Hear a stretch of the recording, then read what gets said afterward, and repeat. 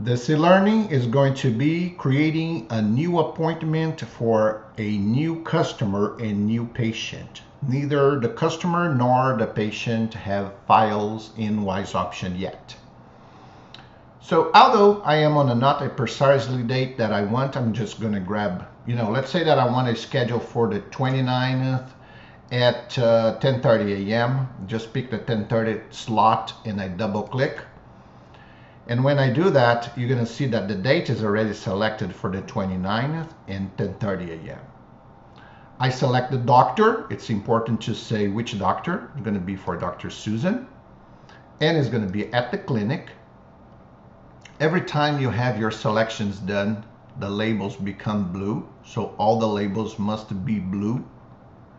I will not pick a customer at this point because, like I said, it's a new customer and a new patient. And I will simply use the title here. I'm going to say that it's going to be Michael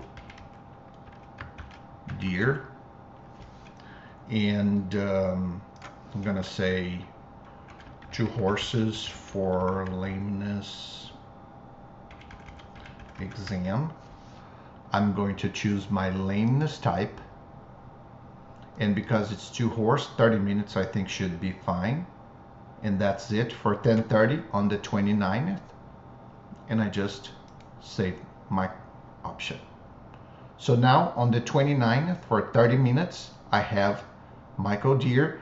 As I hover the mouse upon the calendar, I just see that the scheduling for my date and then the appointment is working just good.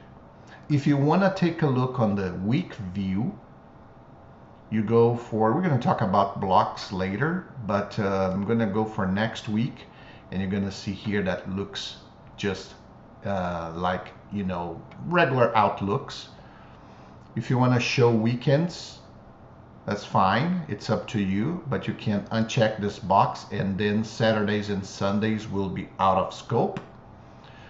And I'm going to go back to my daily view. For today, I don't have anything. 28 and the 29, there you go, my appointment has been created. So today you've learned how to create appointments for patients and customers without files in WiseOption at this point. Thanks for watching.